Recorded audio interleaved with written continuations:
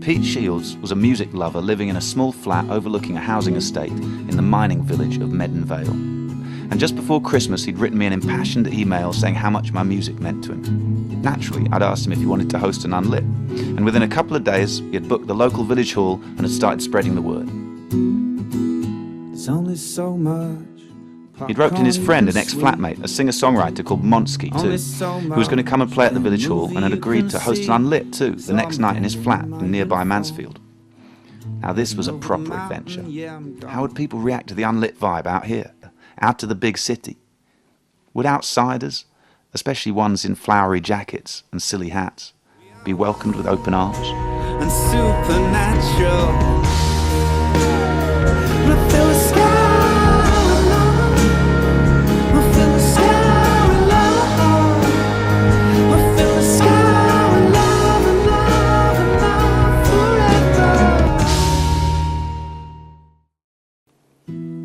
The village hall was pretty cold and pretty bright, but with a bit of work we made it look nice.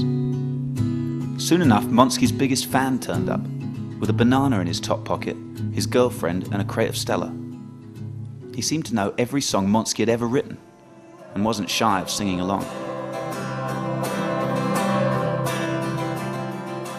Something about playing at such an out-of-the-way place to people who weren't really knowing what to expect brought out the best in me.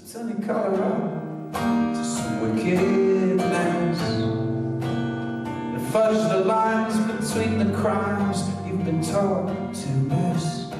There's ancient ladies baking bread bang underneath this pyramid. And I felt like what I was doing was really being appreciated. You're alright, you are, this lad's absolutely fantastic, isn't it? Is this lad absolutely fantastic? Pete was chuffed at the turnout.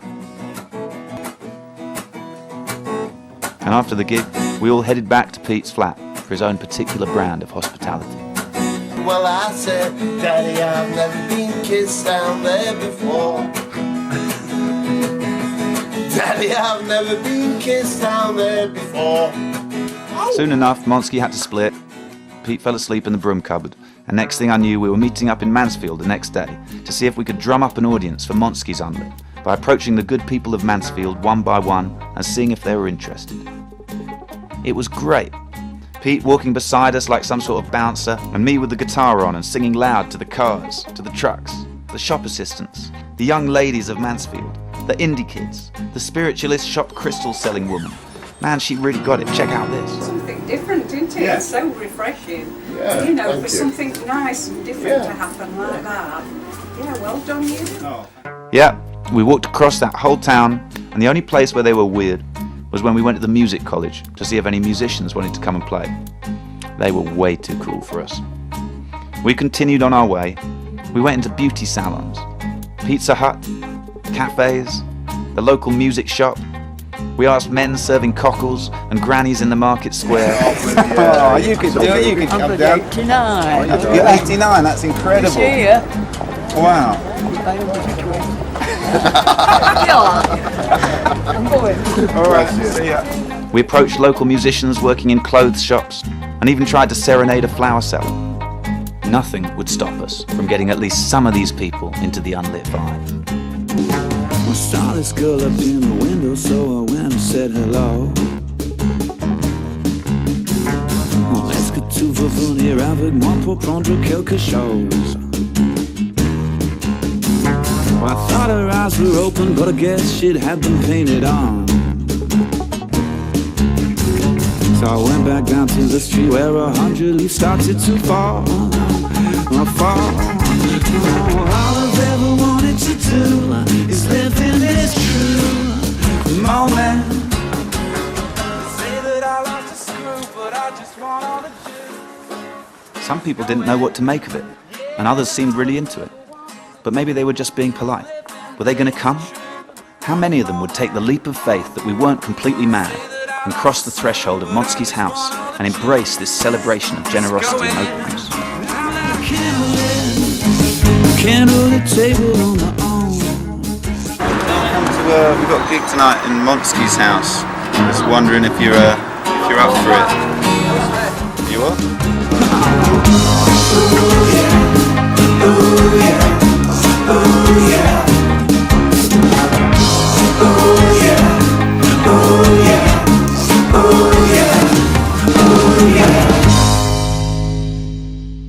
We got things ready, nursed the previous night's hangovers with familiar medicine, and nervously waited to see who would show.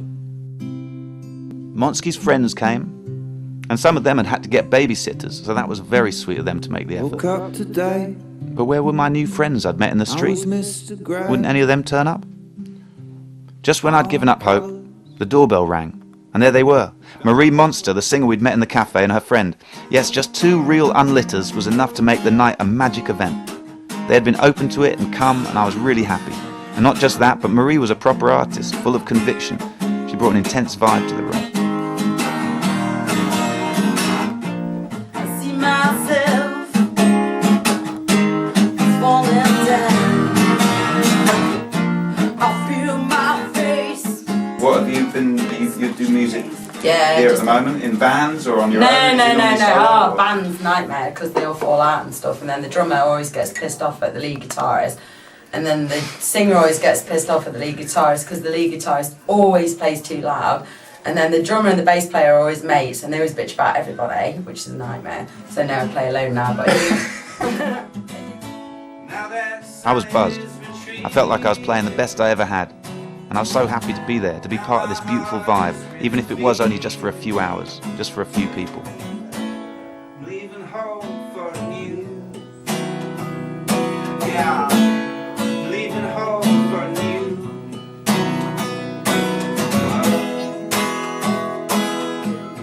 And Marie's friend, she was a Reiki master. What a result!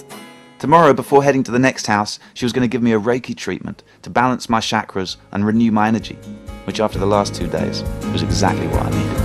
'Cause it's another world you take me to. It's another world when I'm lost in you. I forget about things falling through. It's another world you take me to.